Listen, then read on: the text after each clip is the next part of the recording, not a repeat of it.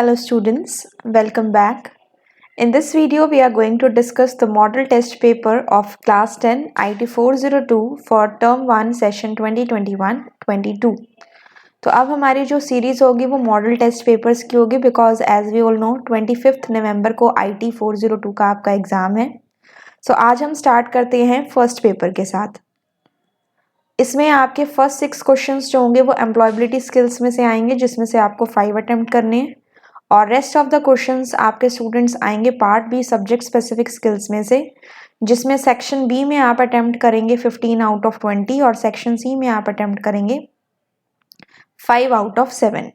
So in total 33 questions होंगे जिसमें से आपको सेक्शन वाइज जो आपको कंडीशंस दी हुई हैं उसके अकॉर्डिंग आपको 25 क्वेश्चंस को अटेम्प्ट करना है. तो हम स्टार्ट करते हैं with the first question. The first question says What reflects your comfort level with your working language and helps in the usage of suitable words for the different context? क्या चीज़ आपके comfort level को denote करती है आपकी working language के साथ जिसमें आप जो वर्ड्स हैं उनको डिफरेंट कंटेक्स्ट में यानी कि डिफरेंट प्लेसेस पे यूज कर सकते हैं. So the correct answer of this question will be out of this options you have to tell listening, language competency, vocabulary और domain knowledge. Language competency means language पे आपकी कमांड, लिसनिंग मीन्स सुनना, vocabulary का मतलब होता है use of different words और domain knowledge होती है कि आप जिस एरिया में काम कर रहे हैं उसकी आपको डीप नॉलेज हो. तो यहाँ पे बात की जा रही है suitable words for the different context. तो इसके लिए हमारा आंसर होगा students vocabulary. The next question is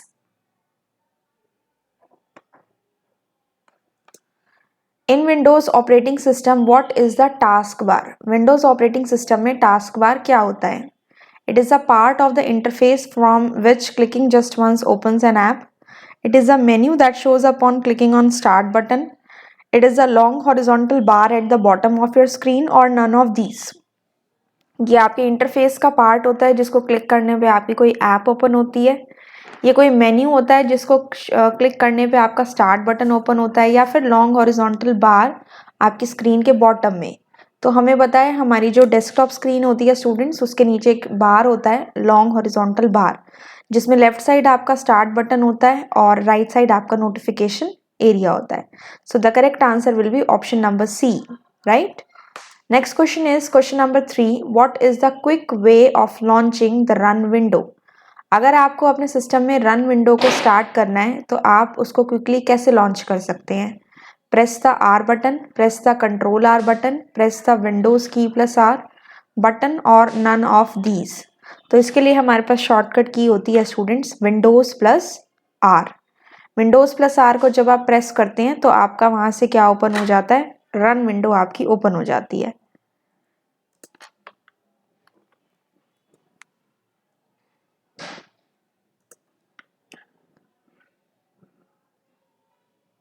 इसके बाद हमारा नेक्स्ट क्वेश्चन है Rinki is expressing her thoughts by using the different facial expressions.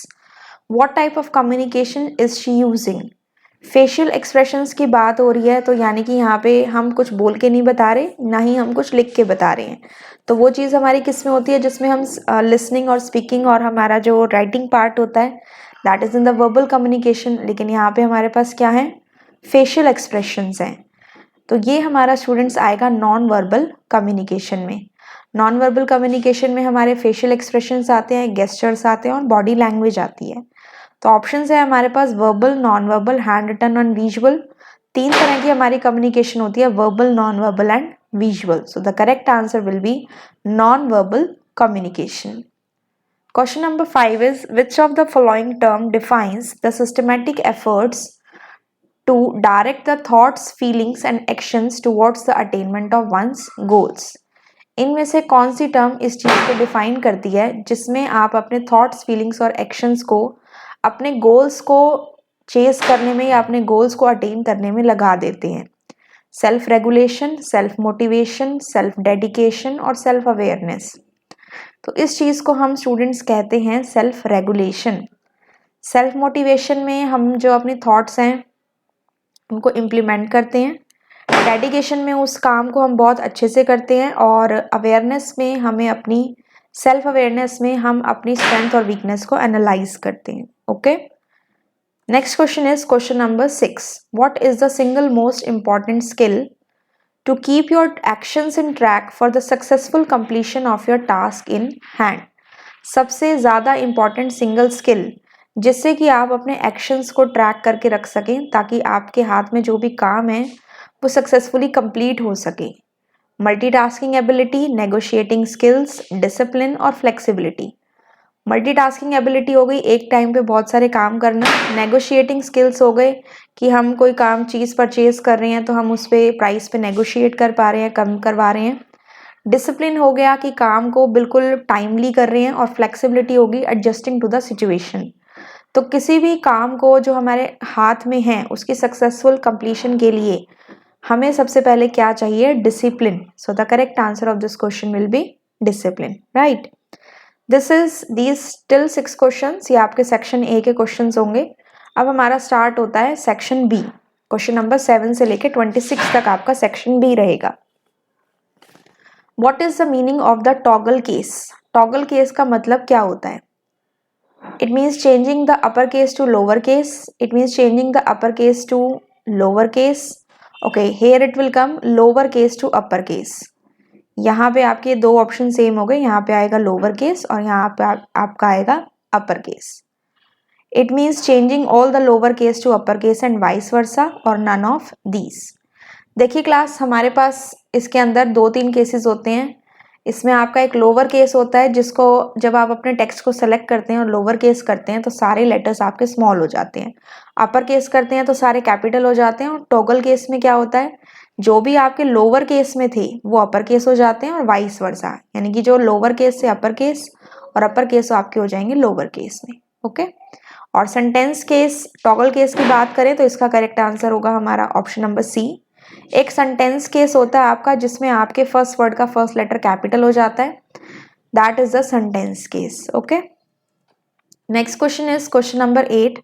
Which menu of OpenOffice is insert, index और table option a part of? ये option होता है insert, index और table of contents के लिए हम इसे यूज करते हैं. तो ये ऑप्शन आपके कौन से मेन्यू में रहता है? एडिट, इंसर्ट, रिव्यू और व्यू. तो हम जाते हैं OpenOffice राइटर पे और यहाँ पे हम चेक करते हैं.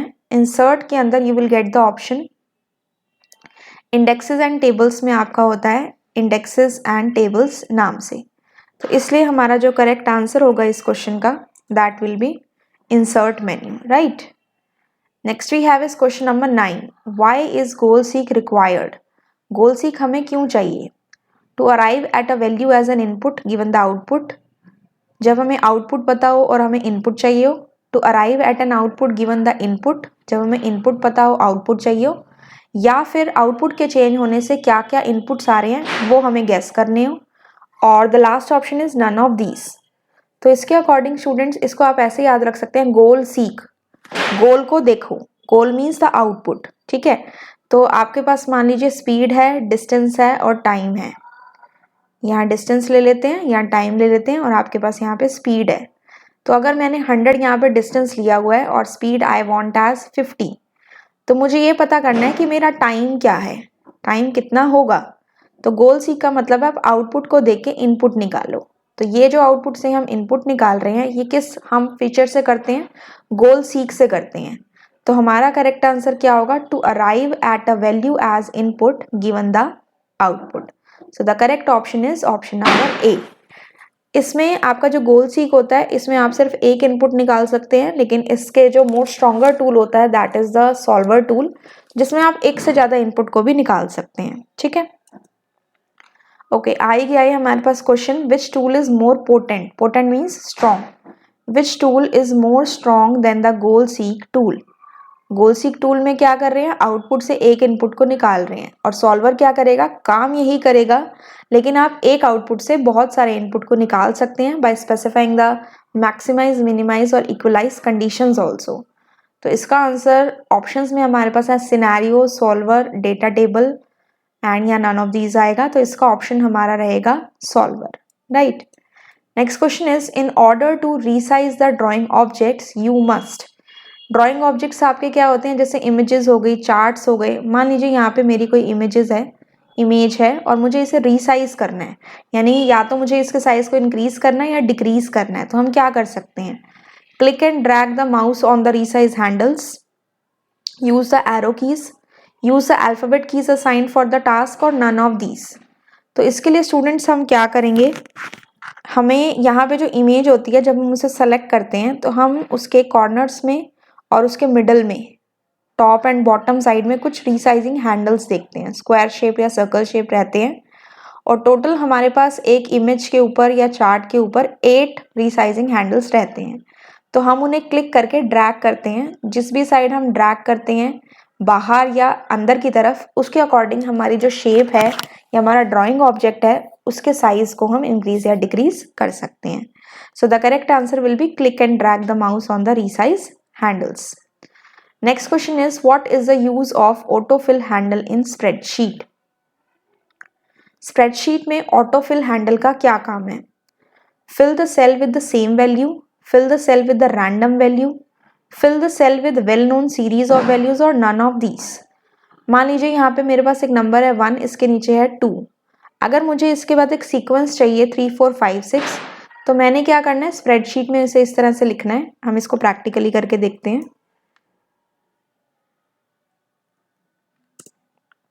यहाँ पे हमारे पास एक नंबर है 1, यहाँ पे हमारे पास है 2। अब मुझे एक सीरीज ऑफ वैल्यू चाहिए, तो हम इन दोनों को सेलेक्ट करेंगे और साइड में आपको ये जो छोटा सा स्क्वायर बॉक्स दिख रहा है ब्लैक कलर का, यहाँ से आपको इसे ड्रैग करना है। जितना आप ड्रैग करेंगे उसके अकॉर्डिंग ये आपको वैल्यूज दिखा देगा इन अ सीरीज। तो यहाँ पे देखिए हमारे पास एक सीरीज आ गई। इसी तरह से आप यहाँ पे अगर किसी मंथ का नेम लिखते हैं, जनवरी लिखा हमने,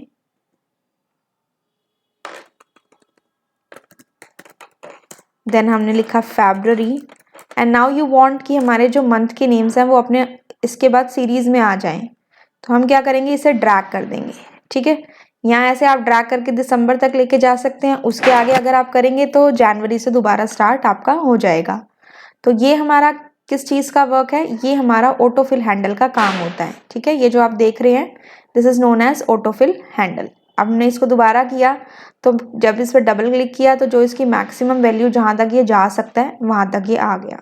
ठीक है, अब हम इसके बाद आते हैं, तो इसका हमारा करेक्ट आंसर क्या रहेगा, ऑटोफिल हैंडल, जो कि फिल करता है सेल्स को with the well known series of values. ठीक है, question number 13, if there are tables in a database how will you find out what it contains. एक डेटाबेस के अंदर अगर टेबल्स हैं तो आपको कैसे पता लगेगा कि टेबल के अंदर क्या क्या रोज, कॉलम्स या क्या क्या डेटा है। By seeing the table, by asking the appropriate question और query, by checking the format of the table, और by checking the data that the table come from. देखिए इसमें हमें लगने में इसका आंसर लग सकता है कि हम टेबल को देख के पता लगा लेंगे, लेकिन जब भी हम डेटाबेस के अंदर टेबल्स के ऊपर काम करते हैं तो वहाँ पे हमें कोई ना कोई कमांड या क्वेरी या क्वेश्चन देना पड़ता है, उसके अकॉर्डिंग वो हमें उसका आंसर देता है। ठीक है, तो इसके अंदर क्योंकि हम जो टेबल्स बनाते हैं वो हम अपने कहाँ बना रहे हैं, ओपन ऑफिस की बात करें तो हम ओपन ऑफिस बेस में बनाते हैं। ओपन ऑफिस बेस में हमारी फॉर्म्स, रिपोर्ट्स, क्वेरीज होती हैं, और टेबल्स वगैरह डेटाबेस में हम इसके ऊपर काम करते हैं माई एसक्यूएल के अंदर। ठीक है, तो इसके लिए हमारा आंसर होगा by asking the appropriate question और query. Right, What is the other type of cell reference apart from absolute and the relative cell references? हमारे पास जो सेल रेफरेंस होते हैं वो 3 तरह के होते हैं।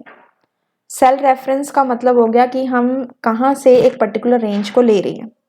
एब्सोल्यूट में आपके रो और कॉलम दोनों के साथ आपके डॉलर का साइन आता है। रिलेटिव में आपका कोई डॉलर साइन नहीं आता, जहाँ आप इसे मूव करेंगे अकॉर्डिंगली आपके फॉर्मूलाज चेंज होते हैं। और एब्सोल्यूट और रिलेटिव के अलावा हमारा एक और होता है जो कि आपका होता है मिक्स्ड रेफरेंस। मान लीजिए मैंने यहाँ पे रेंज दी A1 to हमने यहाँ पे दे दिया A6 तक, तो अगर मैं सिंपली इसको ऐसे लिख रही हूँ, this is my relative reference. और अगर मैं यहाँ कॉलम के साथ भी डॉलर का साइन लगा दूँ और रो के साथ भी डॉलर का साइन लगा दूँ और सेम मैं इस A और 6 के साथ कर दूँ इनके आगे, तो वो पूरा हमारा बन जाएगा एब्सोल्यूट रेफरेंस। और मिक्स रेफरेंस क्या होता है कि ये जो डॉलर का साइन है या तो वो हमारा कॉलम के साथ हो या फिर हमारा रो के साथ हो, दोनों में से एक के साथ हो, तो that is known as mixed reference. ठीक है, डॉलर के साइन का मतलब आपने उस चीज को फिक्स कर दिया। अगर आप रो और कॉलम दोनों पे लगा रहे हैं, इट मीन्स दोनों की वैल्यू, उनके अंदर जो वैल्यू है वो फिक्स हो गई। और अगर आप एक पे लगा रहे हैं तो it means that particular row और column is fixed, right. Next question is, which of the following permissions is necessary to the table to execute the select query? तो अभी हमने पढ़ा था कि टेबल में से डेटा निकालना है तो कोई ना कोई क्वेरी देनी पड़ेगी, और वो क्वेरी हमारी होती है सेलेक्ट क्वेरी। इसको यूज करने के लिए आपको क्या क्या परमिशंस चाहिए? रीड, राइट, एग्जीक्यूट या बोथ बी एंड सी? तो इसको यूज करने के लिए हमें चाहिए राइट और एग्जीक्यूट, क्योंकि सेलेक्ट क्वेरी दे रहे हैं तो राइट करेंगे और उसे एग्जीक्यूट भी कराना है, तो इसका आंसर होगा बोथ बी एंड सी। सारा डेटा अगर आपको लेना हो, सपोज मेरे पास स्टूडेंट नाम की टेबल है और मुझे उसमें से सारा डेटा चाहिए, I will see select star from student. These are some of the SQL commands. और जब भी हमें टेबल में से डेटा लेना होता है, then we use the select command, and at last of every query at the end we put a semicolon, right? Question number 16, what is the cell reference type of this formula? इस formula का cell reference क्या है? अभी हमने discuss किया, हमारे पास ये जो सेल रेफरेंस होते हैं वो तीन तरह के होते हैं, एब्सोल्यूट, रिलेटिव और मिक्स्ड। ऑप्शन में आपको तीनों दे रखे हैं, साथ में नन ऑफ दीज दे रखा है। तो इसमें देखिए जो डॉलर का साइन है वो आपके कॉलम के साथ भी है और रो के साथ भी है, दोनों में है। तो ये हमारा क्या हुआ students? This is my absolute reference.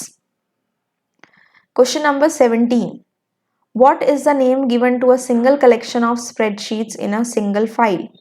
एक सिंगल फाइल के अंदर जब बहुत सारी स्प्रेडशीट्स कलेक्टेड होकर रहती हैं तो हम उसे क्या कहते हैं? That is known as sheet tab, spread book, workbook और वर्क स्टेशन। तो इसका आंसर हमारा क्या होगा स्टूडेंट्स? Work book. यहाँ पे देखिए आपके पास दिस इज योर वर्कबुक, यहाँ पे आ रहा है ओपन ऑफिस कैल्क। अगर आप MS एक्सेल के अंदर काम करते हैं तो वहाँ पे आपका आता है बुक 1, बाय डिफॉल्ट जो नेम आता है वो बुक 1 आता है।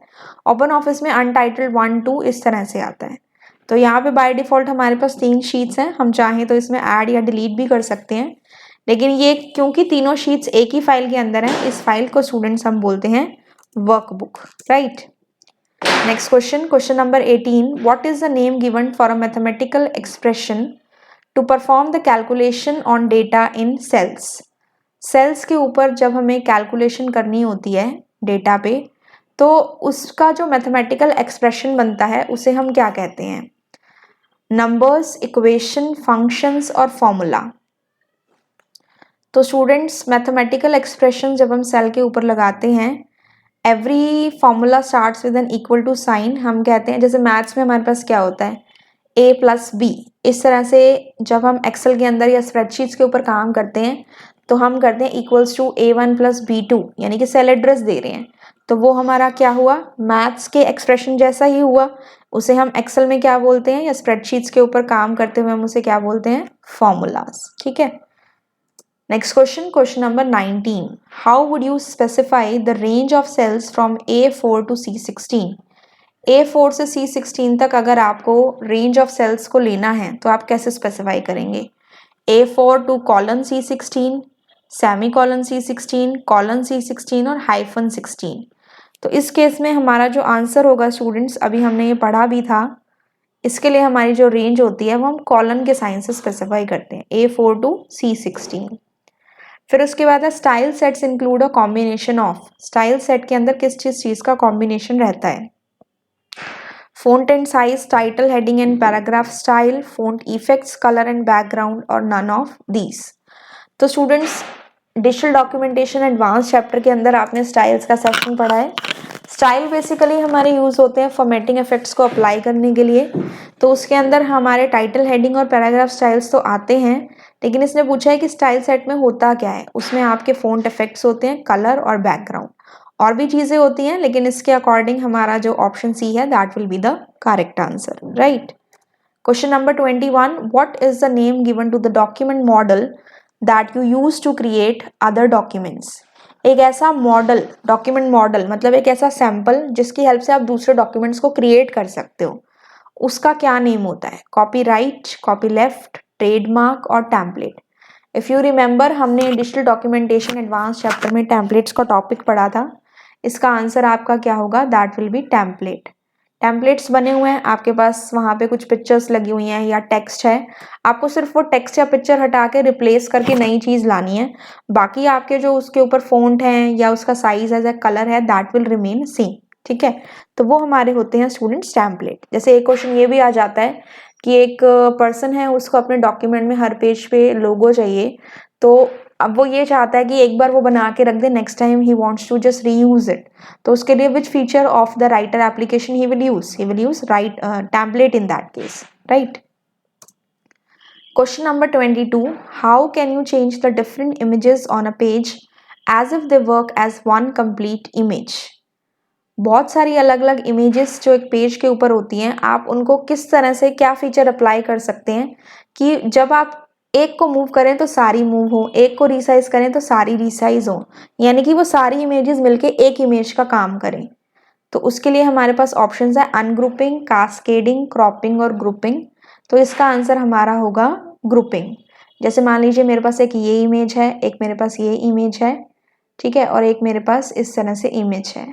आप इन्हें जब इसको आप कंट्रोल या शिफ्ट की से क्लिक करते हुए सेलेक्ट करेंगे और उसके बाद जब ग्रुप का ऑप्शन दे देंगे, कंट्रोल प्लस जी ग्रुपिंग की आपकी शॉर्टकट की होती है, तो जब आप एक को मूव करेंगे तो आपकी जो सारी की सारी हैं वो आपकी इकट्ठी मूव करेंगी। ठीक है, एक को रिसाइज करेंगे, सारी इकट्ठी आपकी रिसाइज होंगी, यानी कि वो पूरे एक इमेज की तरह काम कर रही हैं।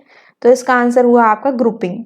और अनग्रुप क्या करने का मतलब क्या होता है कि आप सारी इमेजेस को अलग अलग कर रहे हैं, तो सारी इंडिविजुअली अपने अपने ऊपर वर्क करवाती हैं। ठीक है, क्रॉपिंग में आप कट कर देते हैं, कास्केडिंग में आप अरेंज कर देते हैं एक दूसरे के साथ। ठीक है, सो आंसर होगा इसका हमारा grouping. Next question is which of the following is an example of the image manipulation program? इनमें से कौन सा आपका इमेज को मैनिपुलेट करने वाला प्रोग्राम है, यानी कि इमेज के इफेक्ट्स जो डाल सकते हैं? GIMP, Photoshop, MS Word, both A and B. तो क्वेश्चन देखते ही हमें समझ में आ रहा है, एक आपका GIMP सॉफ्टवेयर होता है और एक फोटोशॉप होता है। इनके अंदर आप कोई भी इमेज डालते हैं, फोटो डालते हैं, उसके ऊपर आप इफेक्ट्स लगा सकते हैं। और MS वर्ड आपने पढ़ा हुआ है कि it is use to prepare the documents. तो the answer of this question will be both A and B. Next question is where in the document is the table of contents normally kept? Table of contents जो है वो document में कहाँ पे आपको मिलेगा? End of the document, start of the document, somewhere in the middle और none of these. तो जैसे आपकी बुक्स होती हैं, ठीक है, या आपके जो रजिस्टर्स होते हैं उनमें आप जब इंडेक्स बनाते हैं, टेबल ऑफ कंटेंट्स है क्या? Basically it is index only. तो आप कहाँ बनाते हैं? डॉक्यूमेंट के स्टार्ट में, एंड में, मिडल में, कहाँ? तो इस चीज़ से हमें आइडिया हो जाता है कि टेबल ऑफ कंटेंट्स जब भी हमने बनाना है तो हम उसे कहाँ रखेंगे? डॉक्यूमेंट के स्टार्ट में रखेंगे, जहाँ पे हमारा टॉपिक का नेम होगा और उसका पेज नंबर होगा और नीचे हमारा सारा उसका कंटेंट होगा। ठीक है, so the answer will B start of the document. Question number 25, a relative link will stop working only if. एक रिलेटिव लिंक जो है वो काम करना कब बंद करेगा? When the browser stops working, only if the start and target location change relative to each other, if there is any problem in the computer, or none of these. Relative link as you all know हमारे दो तरह के hyperlinks होते हैं, relative and absolute. Absolute link हमारा कब break होता है? जब उसका जो जहाँ पे वो लिंक है अगर वही उसका एक्सपायर हो जाए, डोमेन नेम उसका। जैसे अगर हम एक वेब ब्राउज़र के बारे में बात करें तो अगर उसका डोमेन नेम अगर हम किसी वेबसाइट की बात करें तो उसका अगर जो लाइसेंस है या डोमेन नेम है वो उसका टाइम पीरियड जा चुका है तो वो लिंक वर्क नहीं करेगा। ठीक है, ब्राउज़र के स्टॉप होने से फ़र्क नहीं पड़ता क्योंकि दूसरे ब्राउज़र पे हम काम कर सकते हैं उस लिंक के लिए। तो रिलेटिव लिंक कब स्टॉप करता है?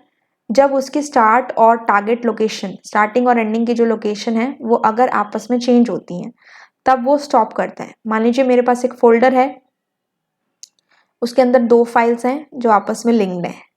ठीक है, फाइल 1 है, फाइल 2 है। अब अगर मैं इस पूरे के पूरे फोल्डर को उस प्लेस से उठा के दूसरे प्लेस पे रख दूं तो आपस में फाइल्स का लिंक ब्रेक नहीं होगा। लेकिन अगर मैं इस फोल्डर में से F1 को किसी दूसरे प्लेस पे रख दूं और F2 को किसी दूसरे प्लेस पे रख दूं, तब मैं इनको यूज करने का ट्राई करूं तो वहां पे हमारा लिंक ब्रेक हो जाएगा। ठीक है, so the answer will be option number B. Question number 26, the consolidate option is a part of edit menu, insert menu, data menu और फॉर्मेट मेन्यू। कॉन्सोलिडेट ऑप्शन हमारा कौन से मेन्यू का पार्ट होता है? तो यहाँ पे हम जाते हैं, बेसिकली जो हमारे कैल के ऑप्शंस हैं वो ज़्यादातर हमारे डेटा और टूल्स के अंदर ही हैं, ज़्यादातर मोस्ट ऑफ देम। तो डिफाइंड रेंज आपका एक होता है, वो भी डेटा में होता है, और जो आपका ये होता है दैट इज कॉन्सोलिडेट, सब टोटल्स, ये भी आपके किस में होते हैं? डेटा मेन्यू के अंदर रहते हैं। So the correct answer of this question will B data menu. Question number 27। अब यहाँ से आपका सेक्शन सी स्टार्ट हो जाता है। 26 तक आपके सेक्शन बी थे, 7 से 26 तक आपके क्वेश्चंस थे, जिसमें से आपको 15 अटेम्प्ट करने हैं। अब हम आते हैं 27 क्वेश्चन पे। ये आपके हैं कॉम्पिटेंसी बेस्ड क्वेश्चंस, थोड़े से लॉन्ग क्वेश्चंस हैं आंसर्स इसके एमसीक्यू फॉर्म में ही। आपको क्वेश्चन को अच्छी तरह से समझ के इसका आंसर देना है, ठीक है।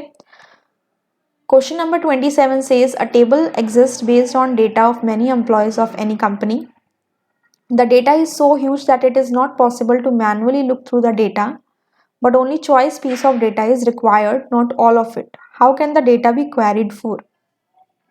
एक कंपनी के अंदर उसके बहुत सारे एम्प्लॉयज़ का डेटा है, और उसमें से कुछ अगर हमें ढूंढना है तो उसमें मैनुअली ढूंढना जो है वो पॉसिबल नहीं हो पा रहा है, बिकॉज बहुत ज़्यादा डेटा है। हम उसमें से सिर्फ अपनी चॉइस के अकॉर्डिंग डेटा को निकालना चाहते हैं, तो हमें कैसे क्वेरी करनी पड़ेगी डेटा के ऊपर? C++ की हेल्प से। C++ आपकी एक लैंग्वेज है। कंपाइलर या इंटरप्रेटर की हेल्प से, जो आपके लैंग्वेज प्रोसेसर्स हैं, या SQL की हेल्प से। तो कंपाइलर और इंटरप्रेटर का आपका क्या काम है? हाई लेवल लैंग्वेज को मशीन लैंग्वेज में चेंज करना। दोनों के मेथड्स अलग अलग हैं। C++ आपकी लैंग्वेज है, और SQL जो है वो एक हमारी अगेन लैंग्वेज है। क्वेरीज करनी होती है तो हम SQL के थ्रू करते हैं, that is a structured query language. और इसका जो सॉफ्टवेयर होता है हमारा MySQL, which is a database software. Okay. Next question 28. GoalSeek is good at predicting one piece of data based upon the outputs. Is it possible to have a more complex tool that goes through the various possibilities to find more than one input? हमने GoalSeek के बारे में पढ़ा था कि output की help से हम एक इनपुट को निकाल सकते हैं। क्या हमारे पास कोई ऐसा कॉम्प्लेक्स टूल है जो जहाँ पे हमारे पास पॉसिबिलिटी हो कि हम एक से ज़्यादा इनपुट को निकाल सकें? तो हमने ये GoalSeek के बारे में पढ़ा था अभी स्टार्टिंग के क्वेश्चंस में। मल्टीपल सीक होता है, डेटा टेबल होता है, सॉल्वर होता है, या नन ऑफ दीज? तो correct answer here will be solver exist. इसके लिए हमारे पास जो टूल होता है that is solver. Question number 29. If you have created a table that contains 2 rows more and 3 columns more than the required one, how will you change it to the required dimensions? अगर आपके पास कोई ऐसा table है जिसमें आपने 2 rows extra डाल दी और 3 column ज़्यादा डाल दिए, तो आप वापस से उन्हें उनकी जितनी रोज और कॉलम्स चाहिए उस पर कैसे लाएंगे? By deleting the table, by deleting the rows and columns, by deleting the cells, और नन ऑफ दीज? तो टेबल को डिलीट कर देंगे तो सारा डेटा डिलीट हो जाएगा। इसके लिए सिंपली हमारा आंसर क्या होगा? By deleting the rows and columns. ठीक है। Next question is what does the average function in spreadsheet take as the argument? Cell range, cell reference, constants, और none of these? Average function, spreadsheet के अंदर हमारे बहुत सारे functions होते हैं जिनको डायरेक्ट अप्लाई करने पे अपना वो काम करते हैं और हमें आंसर प्रोवाइड करते हैं। तो एवरेज फंक्शन का काम होता है एवरेज निकालना। तो जब आप एवरेज फंक्शन यहाँ पे यूज़ कर रहे हैं AVERAGE, जैसे आपका सम होता है, मैक्स होता है, मिन होता है, ऐसे ही आपका एवरेज फंक्शन होता है। वो क्या करेगा? जो भी आपने रेंज दी है उसकी वैल्यूज़ का टोटल करेगा और जितने नंबर ऑफ वैल्यूज़ हैं उससे उसे डिवाइड कर देगा। तो यहाँ आर्ग्यूमेंट मतलब जो इसके ब्रैकेट्स में या पैरेंथेसिस में आप प्रोवाइड कर रहे हैं वो आप क्या देंगे? वो एक सेल की रेंज होगी, सेल का रेफरेंस होगा, कांस्टेंट होगा, या नन ऑफ दीज होगा? तो ऑफ कोर्स इसका आंसर हमारा होगा सेल रेंज। सेल रेंज आपने पढ़ा था अभी स्टूडेंट्स कैसे दी जाती है, जैसे A1 से B6, A6 से C14 ऐसे। ठीक है। सेल रेफरेंस में आपके उसमें भी आ सकता है आपके सेल एड्रेसेस। कांस्टेंट में आपकी आगे सिर्फ जैसे 4 या 5 इस तरह से वैल्यू। हम इसको प्रैक्टिकली चेक करते हैं कैसे काम करता है। मान लीजिए ये हमारे पास वैल्यूज़ हैं, हमें इनका एवरेज निकालना है, तो हम इसका सीधा सीधा यहाँ पे फंक्शन लगा देते हैं। हमने यहाँ पे कह दिया equals to average bracket start, और ये देखिए हमारे पास A1 से लेके कहाँ तक है?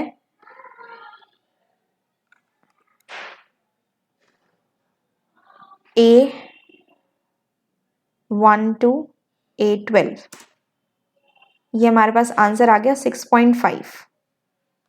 इसके हम फॉर्मूला को दोबारा चेक करते हैं। See A equals to average A1 to A12, तो ये हमारी क्या है, this is our cell range, ठीक है। तो यहाँ पे हमारे पास जो आर्ग्यूमेंट में पास किया गया that is our cell range. So the correct answer of this question is option number A। Question number 31. The common text written for different letters in the mail merge process is given the name of। Mail merge के अंदर different letters के लिए जो हमें common text लिखते हैं, जो सबके पास सेम जाता है, उसे हम क्या कहते हैं, main document, data source, access list और एक्सेस कंट्रोल लिस्ट। तो we know that mail merge में हमारे पास दो मेन चीज़ें होती हैं, main document and data source. जो सबके लिए कॉमन होता है that is your main document, और जो रेसिपिएंट्स की लिस्ट होती है वो होता है आपका data source. Next question is